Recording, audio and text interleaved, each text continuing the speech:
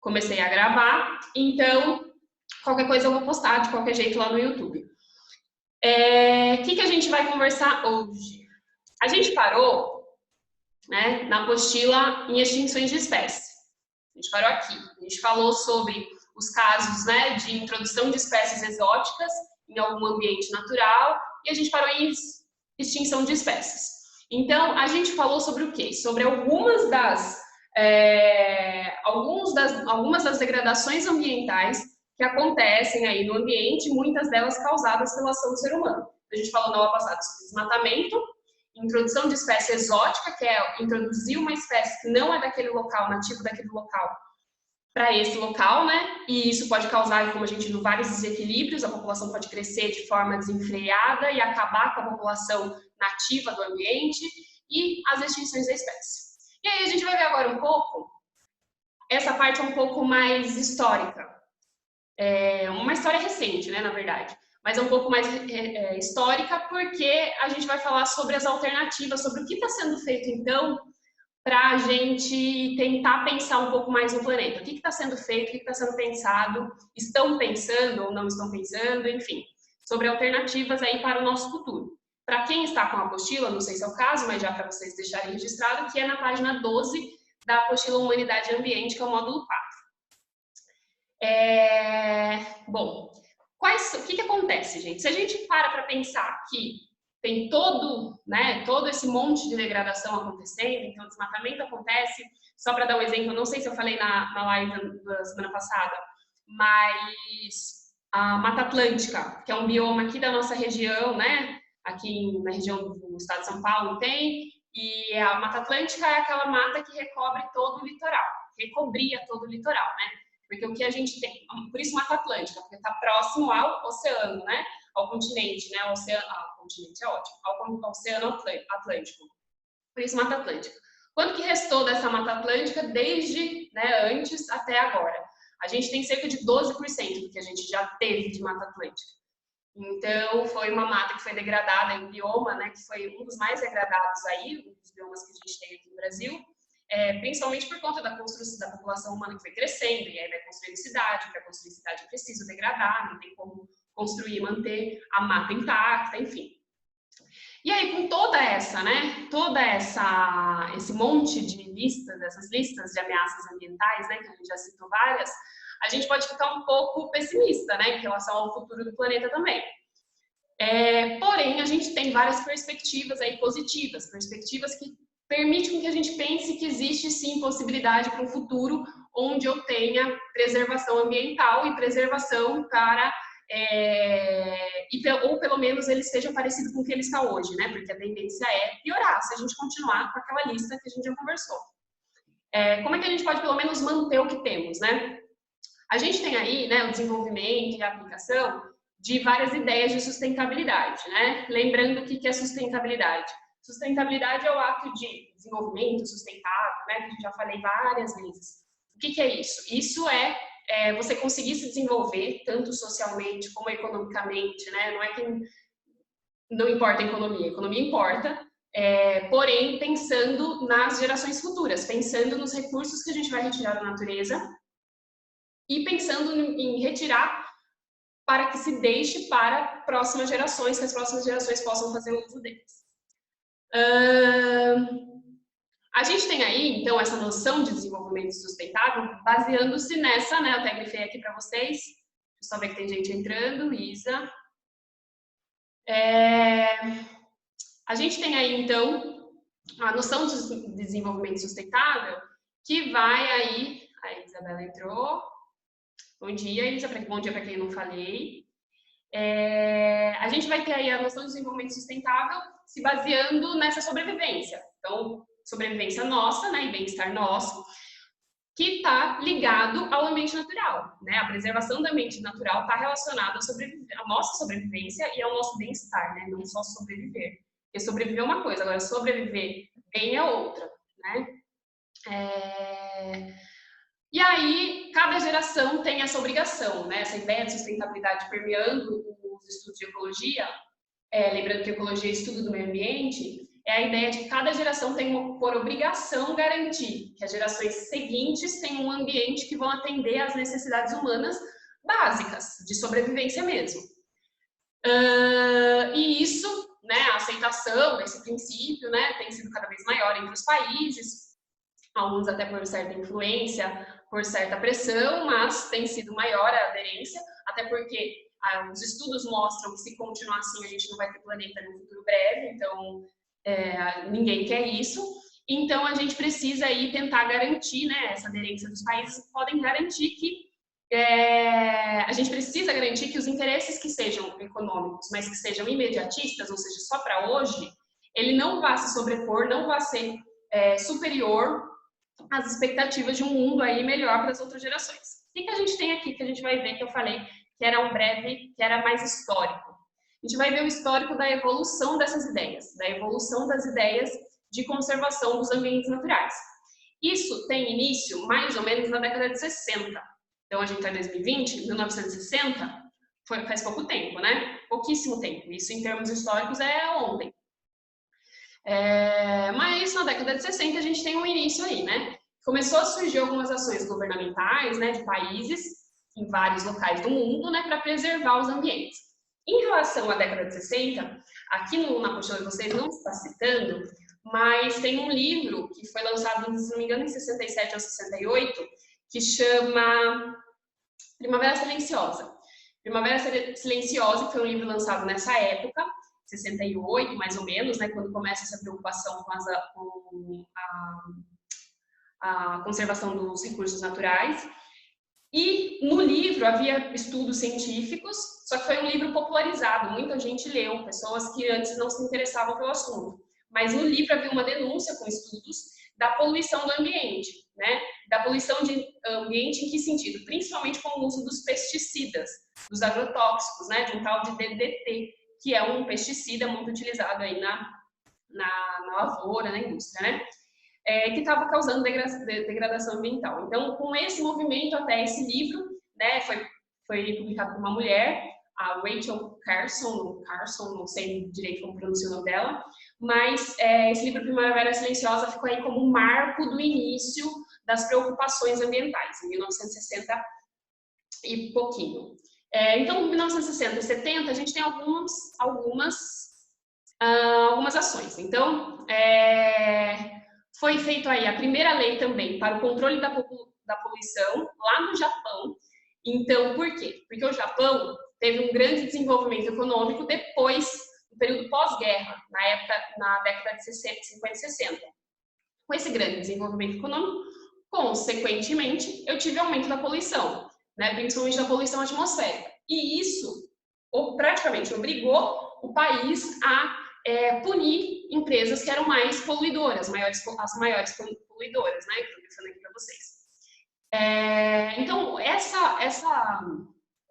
essa lei aqui, né, essa lei ambiental japonesa, foi uma das primeiras leis nesse sentido, né, em 1967.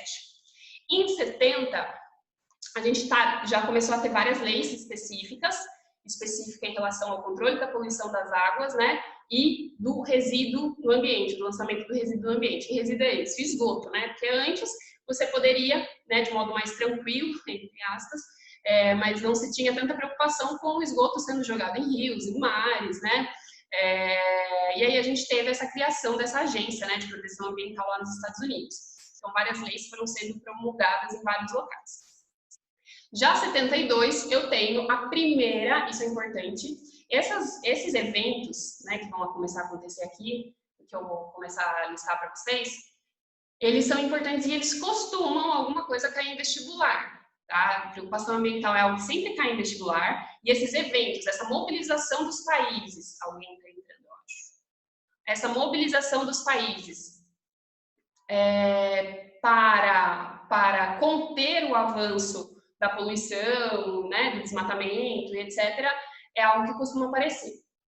A gente teve, então, em 72, a primeira Conferência das Nações Unidas para o Meio Ambiente. Foi realizada onde? Na Suécia, né, em Estocolmo.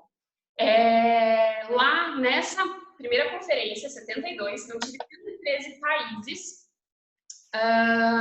Professora. Pode falar. A Emily Martins pediu pra você aceitar. Fran, eu não entendi, o seu áudio tá meio que cortando. A Emily Martins pediu pra você aceitar ela aqui. Ah, eu já habilitei. Já é que ela mandou no grupo. Já habilitei, sim.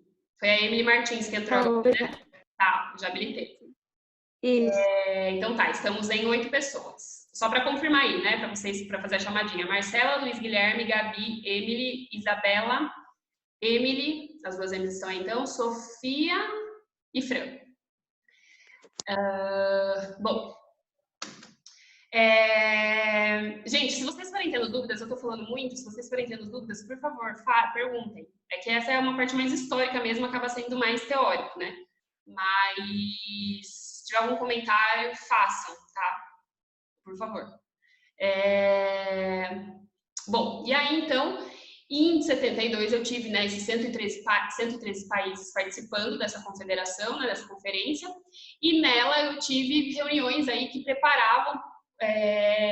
preparatórias com o quê? Especialistas, né? Eu preciso ter especialista na área. Se eu vou falar sobre meio ambiente, não tem como eu fazer só com os líderes de estado, só com presidentes, por exemplo, então, enfim, governadores, seja o que for. Eu preciso fazer com quem entende do assunto, né? Porque nem sempre o presidente entende do assunto. Na maioria das vezes, não. Ele precisa ter, trabalhando com ele, especialistas. E no caso aqui, a gente teve vários especialistas que participaram, né? E qual foi o ponto alto, né? Por que é tão famosa essa conferência? Porque foi, de fato, consolidado o reconhecimento de que existem problemas ambientais, né? Então, e isso é de natureza global, né? Ou seja, o mundo inteiro tem problemas ambientais e o que é feito nos Estados Unidos afeta não só os Estados Unidos, mas o resto do mundo, que é feito aqui no Brasil também, na África, enfim. Então, a necessidade da união, da ação conjunta entre todos eles.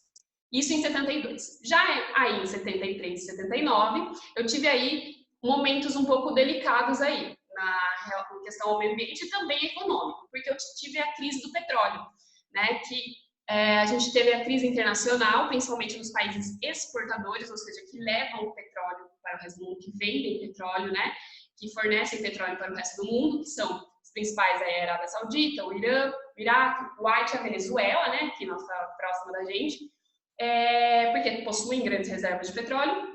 E aí eu tive uma crise, que não se estava mais conseguindo exportar tanto petróleo, né?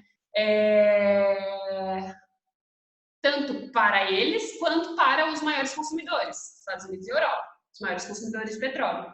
E a crise desse petróleo levou a uma constatação para a humanidade, né, global. Alguém está entrando? Patriota, tá.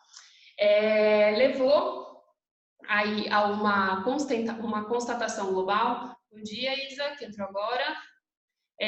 Levou uma constatação global de que o petróleo ele não é infinito, muito pelo contrário, ele é finito. Então, expôs o mundo a essa realidade, que já era conhecida, os especialistas já falavam, mas não se era mundialmente, pela população comum, vamos dizer assim, conhecida, que o petróleo é uma reserva de combustível fóssil. Como combustível fóssil, ele não é infinito, ele tem uma validade, até porque ele demora milhões de anos para se formar, né? Já que ele depende dos fósseis, né? E fósseis demoram milhões de anos para se formar. Então, as reservas de combustíveis fósseis um dia chegarão ao fim, né? Com essa crise que a gente teve aí na década de 73, 79. E o que vai fazer? O que depende, então? Quando isso vai chegar ao fim? Vai depender do quanto a gente economiza. É uma conta, né, bem lógica. Se a gente economizar, talvez demore mais para acabar, tanto para a gente quanto para as próximas gerações. E isso, a crise do petróleo, gerou um resultado positivo, que foi repensar o nosso consumo de petróleo, repensar o quanto é exportado, né? E buscar, principalmente isso, o trabalho bimestral que eu passei para vocês tem a ver com isso. Busca por fontes alternativas de energia, né? Energias renováveis, né? Porque o petróleo, como combustível fóssil, ele é uma fonte de energia não renovável, ele não se renova rapidamente, ele se renova em milhões de anos, e até lá a gente nem sabe como é que vai estar o planeta, enfim. Então, a busca por essas energias aí sustentáveis, fontes alternativas. Bom, isso em 70. Em 80. Em 80 a gente já começa a ter alguns avanços significativos aí na proteção ambiental. A gente teve análises científicas em relação à camada de ozônio, né? Não sei se vocês lembram da camada de ozônio, que é uma faixa aí da atmosfera, né, que recobre a camada, que recobre o planeta Terra, que concentra aí o gás ozônio. O ozônio é um gás. A molécula química dele é O3. O que ele faz? Ele é importante por quê? Para filtrar a radiação ultravioleta que vem do Sol. A radiação nociva à vida, né? E ela estava sendo destruída por esse composto aqui, o CFC, que são os clorofluorcarbonetos, né? Esse gás aqui, ele era produzido, quem estava comigo no ano passado talvez se lembre, ou quem não estava também não tem problema, mas a gente viu sobre isso aqui, e a gente viu também que estava principalmente na produção, era usado muito na produção de geladeiras, ar-condicionados, e a sua fabricação foi até proibida, né? E esse gás aqui foi um dos grandes responsáveis pelo que estava acontecendo com a camada de ozônio, né? Estava sendo destruída aí por conta desses gases. Em 85, em Viena, na Áustria, né? A gente já teve um fórum, foi um outro evento então, né, que foi criado a Convenção de Proteção à Camada de Ozônio. Então, se deu lá na década de 80 a constatação de que a camada de ozônio estava sofrendo degradação, e aí eu tive essa convenção, esse evento aí, em 85, e depois, em 87, no Canadá, eu tive uma comissão que publicou uma lista de substâncias responsáveis pela diminuição da camada de ozônio, ou depressão. Os cientistas chamam também essa, que a gente chama de, geralmente, né, para facilitar o entendimento, de diminuição ou destruição da camada de ozônio, os cientistas também chamam de depressão da camada de ozônio. E aí essas substâncias passaram a ser proibidas, né? E o CFC, como eu falei, estava entre eles. Em 87, também teve a publicação de um relatório pela Comissão Mundial do Meio Ambiente, né? Em que se apresenta, é em 87 que se apresenta o conceito de desenvolvimento sustentável. Hoje, a gente chama popularmente de sustentabilidade, né? Hoje está muito mais em alta, a gente fala muito mais sobre isso, existem muito mais eventos menores e maiores falando sobre o assunto, mas foi em 87, não faz tanto tempo assim, aliás, faz pouquíssimo tempo, que esse conceito é apresentado aí para o mundo. Essa comissão de 87, né, que aconteceu aí, ela chegou à conclusão de que os conceitos de desenvolvimento e progresso devem ser repensados, né? Agora, sob o ponto de vista da preservação ambiental. Então, eu não posso só retirar recursos da natureza e não só a custo de um desenvolvimento, de um progresso, e não pensar na conservação deles. Isso não é desenvolvimento, isso não é progresso, isso é regresso. Então, eu preciso pensar no desenvolvimento que pense na conservação, né? É isso que trata também a noção de desenvolvimento sustentável ou sustentabilidade. E aí, essa comissão até teve uma, né, em 80, 87, que saiu, né, nessa década a gente saiu até que meio mundo, né? Eu falo a gente, falo mundo, eu também não era nascida nessa época. Muito otimista, porque daí a gente vislumbra o quê? Um crescimento econômico com base em políticas que vão garantir a conservação. Então, talvez essa seja, a gente tenha descoberto, talvez parece um pouco óbvio para a gente agora, ou 2020, mas que o crescimento econômico com base em políticas que garantem a conservação, talvez expandam ainda mais recursos naturais, ambientais, e com isso eu tenho até mais crescimento econômico, né? Para mais gente, né? Porque tem isso, né? Crescimento econômico para quem? Só para uma parcela pequena da população mundial ou para todo mundo? Em 90. Aí, isso é importante, lembra que eu falei daquela conferência que aconteceu em 72, lá em Estocolmo, tá aqui, nesse parágrafo? 20 anos depois, em 92, aconteceu a segunda conferência das Nações Unidas, que ficou conhecido como Rio 92 ou Eco 92. Por que Rio 92? Porque foi aqui no Brasil, foi no Rio de Janeiro. Conhecido como Rio, lá, a primeira foi em Estocolmo, na Suécia, a segunda no Rio de Janeiro, aqui. Ficou conhecido como Eco 92 ou Rio 92 em referência aí, né, ao local e ao ano. Esse encontro aí veio para tentar ampliar, né, para ver as resoluções que tinham sido feitas em 20 anos atrás, como é que estava dando certo, não estava, a gente precisava repensar, né? E aí, aqui a preocupação principal era o clima, em 92. Porque se percebeu essa mudança climática por conta da emissão de gases poluidores, de gases estufa, né, que aumentam o efeito estufa. A gente já viu que efeito estufa, ele é natural. Porém, não significa que por ser natural que ele não possa ser intensificado. Na verdade, com o aumento da concentração de gases, né, gás carbônico, que a gente libera das indústrias, eu tenho uma intensificação desse efeito. E aí, foi esse o maior objetivo aí, né, da 92, da ECO 92, repensar aí como é que eu posso impedir essas alterações climáticas.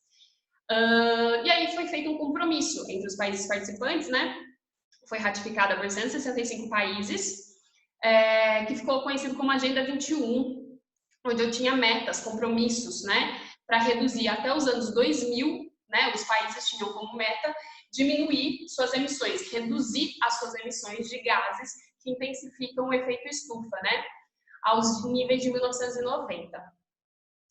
Em 97 também foi aprovado o documento Protocolo de Kyoto, né, muito conhecido para vocês, talvez já tenham ouvido falar, mesmo que não saibam o que são, não tem problema, o que não tem problema.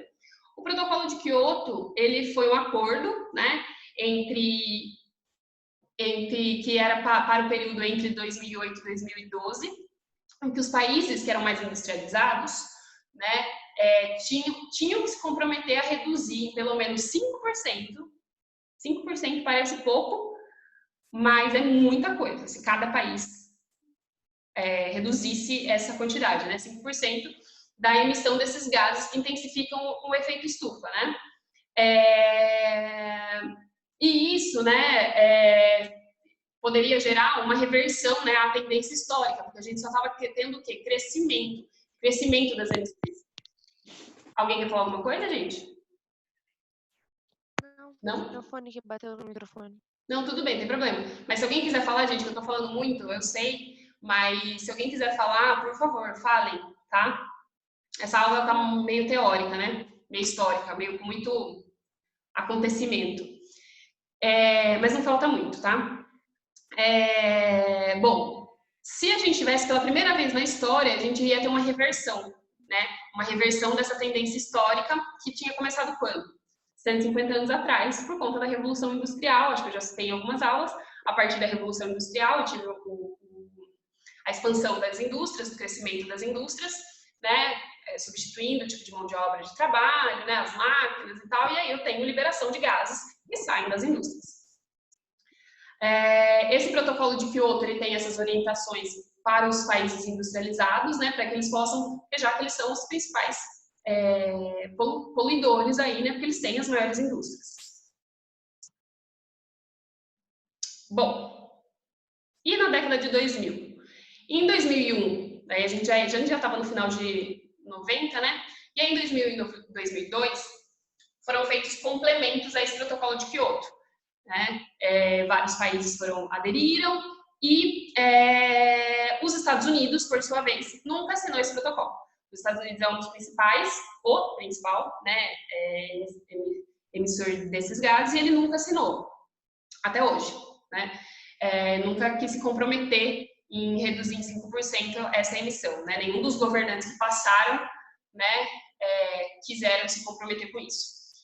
Em 2002, a gente teve um outro evento que aconteceu em Joanesburgo, né, lá na África do Sul, né, no país da África do Sul, em que eu tive uma conferência, de novo, das Nações Unidas sobre... Opa, ixi, gente, vai acabar logo o tempo, mas tem 10 minutos ainda.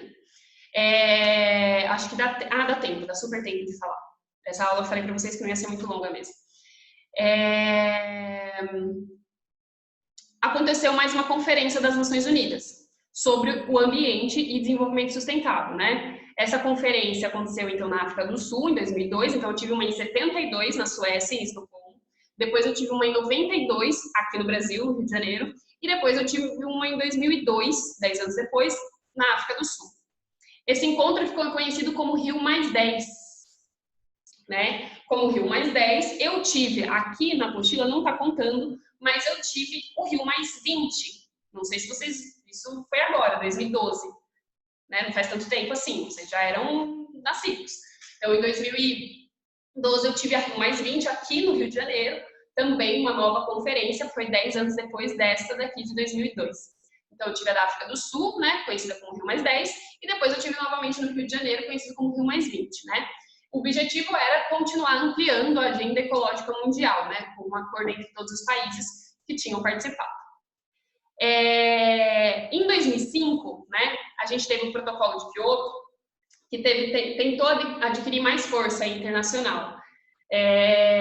A agenda ambiental também foi se tornando mais extensa. Por essa agenda ambiental, entendam, ações que os países começaram a se propor e que eram indicadas que se propusessem a fazer para diminuir poluição, para diminuir desmatamento e etc. Ações concretas que os estados, os países poderiam fazer. E com isso indica o quê? Que existe, e cada vez mais, uma preocupação dos governos com a conservação do ambiente, né? Entre a imensidão de projetos que a gente tem nesse sentido, no mundo todo, no Brasil, em várias partes do mundo, por especialistas, a gente tem aí, no Japão, em 2009, foi inaugurada a Eco Ideias House, né, ou Casa de Eco Ideias, né, que tinha o objetivo de demonstrar que é possível adotar um estilo de vida em que a emissão dos gases carbônicos seja próxima de zero. Não que seja zero, mas seja próximo de. Porque o gás carbônico, que é o CO2, né, também chamado de dióxido de carbono, vale lembrar que ele é um gás natural, ele está na natureza, só que a gente está aumentando a emissão. E ele é importante também, porque o efeito estufa não é ruim, o efeito estufa é bom. O efeito estufa, a intensificação é ruim. O efeito estufa natural é positivo, porque ele mantém a temperatura da Terra. Não sei se vocês lembram, a gente tem a camada da Terra, aí tem a camada de gases que volta à Terra, que é a atmosfera, que por sua vez é formada por várias camadas. E onde eu tenho principalmente gás carbônico, o gás carbônico, o que ele funciona? Ele funciona como ele se adere à energia solar que chega aqui. Então, tem energia, raio ultravioleta não chega, alguns, né, por conta da camada de ozônio, mas os raios solares que chegam ficam presos aqui. E isso faz com que a Terra mantenha calor. Se eu não tivesse efeito estufa, a Terra seria inabitável, porque seria muito fria, principalmente onde fosse noite, nas horas que fosse noite nos locais do mundo. Por quê? Por que à noite, a gente está no outono, né? Está começando bem devagar a esfriar. Mas por que à noite não tem uma temperatura tão diferente do dia pra gente, se o sol já está do outro lado do mundo, ele não está jogando mais raio solar para esse lado? Porque os gases, principalmente o gás carbônico que está aqui, prende esse calor aqui e mantém a Terra aquecida. Senão a temperatura média da Terra seria menos 20 graus. E hoje é 15 graus positivos. Bom, o problema mesmo é a emissão por conta das indústrias. Então, quando eu aumento, então é óbvio, se o gás carbônico ele guarda a temperatura da Terra, ele guarda calor e deixa a temperatura estável, quando eu aumento esses gases, vai guardar mais calor ainda. Então, quando eu guardo mais calor, a temperatura vai aumentar. E é esse o problema, essa é a preocupação. Gente, eu falei muito. Tudo bem aí? Vocês estão aí ainda? Sim. Então tá bom. Ixi, que a Isa Thaís estava entrando. Gente, eu vou ficar meio que por aqui hoje. A gente está com 5 minutinhos aqui para discutir coisas finais, mas eu vou ficar por aqui porque eu queria falar mesmo como esse conteúdo aqui, onde a gente parou, é de eventos históricos, principalmente eventos, né, que aconteceram entre os países, e eles são muitos. E aqui a gente tem alguns só, tá? A gente tem muito mais eventos aí acontecendo, inclusive a Rio+20, né, que nem foi considerado aqui, mas que é importante também. Eu acho que fica muito cansativo. Eu acho essa parte um pouco cansativo, mas vocês precisam saber. E como eu falei, é algo que costuma aparecer em vestibular. Esses eventos em que mostra a preocupação dos países ao redor do mundo com as emissões de poluentes, com a poluição dos rios, enfim, com a temperatura média do planeta, é algo que costuma aparecer. Então, a gente precisava, sim, falar. Depois, a gente vai ver um pouco sobre as perspectivas para as próximas décadas. Então, ou principalmente, a gente vai falar sobre as energias sustentáveis, né? Fontes de energias renováveis. Foi sobre isso que eu pedi o trabalho para vocês. Aqui tem um pouco do que se espera para os próximos anos, né? Daqui para frente. Então, eu vou deixar por aqui. A nossa apostila está quase acabando, né? Provavelmente nós teremos, já vou adiantar para vocês que assim, a gente tem hoje dia 5 de maio, a gente tem aula dia 12 e dia 19. Eu pretendo fazer com vocês, os professores, eu não sei como que eles estão nesse sentido, porque como a gente está vivendo uma forma diferente, né, de aula, cada professor cabe ele pensar qual vai ser o tipo de melhor avaliação dele. O que eu pretendo fazer? Na semana do dia 26, provavelmente na terça, que a gente tem aula dia 26, eu vou passar provavelmente uma atividade para vocês, uma atividade avaliativa, como aquela que eu passei para vocês anteriormente, tá? De formulário, onde vocês respondem perguntas, né? Mais perguntas de alternativa do que dissertativa, mas também posso colocar dissertativa, ainda não fiz. E para valer como nota de prova mensal, tá bom? E daí eu coloco no sistema como prova mensal. O bom é que a gente adiantou matéria no começo do ano, fizemos prova quando a gente estava presencialmente, fizemos prova de 2 apostilas de uma vez, o que possibilitou que agora a gente sempre vai ter uma provinha com uma apostila, com uma unidade só para estudo, que vai ser, agora no caso do dia 26, vai ser sobre a unidade 4, o módulo 4, que é a unidade e ambiente. O que eu vou fazer também, já adiantando? No dia 26, quando eu passar essa atividade, provavelmente eu não vou fazer live nem videoaula. Eu vou passar só atividade, porque eu não quero também deixar, como é para simular uma prova, claro que diferente, claro que mais flexível, mais uma avaliação, eu não vou deixar a semana toda para vocês fazerem. Eu vou deixar provavelmente uns 2 dias aí para evitar que não consegui acessar a plataforma nesse dia. Então, né, para já ser flexível, como vocês sabem, geralmente eu sou, eu vou deixar 2 dias aí para fazer essa atividade avaliativa, tá? E aí, provavelmente, eu não vou passar videoaula, porque eu quero que vocês façam essa avaliação desses, pelo menos, dia 26 ou 27. Bom, o trabalho bimestral já está no sistema, a gente tem 1 minuto e meio antes do nosso tempo acabe. E aí eu quero saber de vocês, se vocês têm alguma dúvida. Tá tudo bem? Não. Ah. Não? Não tem dúvida, tá tudo bem, eu acho que era isso. Deixa eu confirmar quem tá aqui. Tá, Marcelo, Luiz Guilherme, a Isa Patriota, a Emily, Luísa e Martins, a Isabela Taide, a Gabi, a Sofia, a Fran e eu mesma. Gente, eu vou pedir eu vou passar uma atividade para vocês sobre isso, né? Então, eu vou pedir provavelmente um resumo sobre essas, eu vou deixar lá no portal explicando certinho, mas eu vou pedir um resumo sobre esses eventos que aconteceram. Então, quem chegou um pouquinho depois, que eu sei que acontece, e quem não viu o vídeo, vai ter que ver depois, eu vou jogar para o YouTube já. E essa atividade vai ser para a próxima terça, nosso próximo dia de aula. Tudo bem? Alguma dúvida? Não? Não. Tá bom, então. Então, vou me despedir de vocês que está acabando o tempo. Beijos, se cuidem e até a próxima semana. Se eu marcar live, talvez eu marque sim para a semana que vem. Eu marco aí até sexta-feira, eu já coloco na agenda no sistema, tá bom? Tá bom. Tá bom, então, gente. Beijos.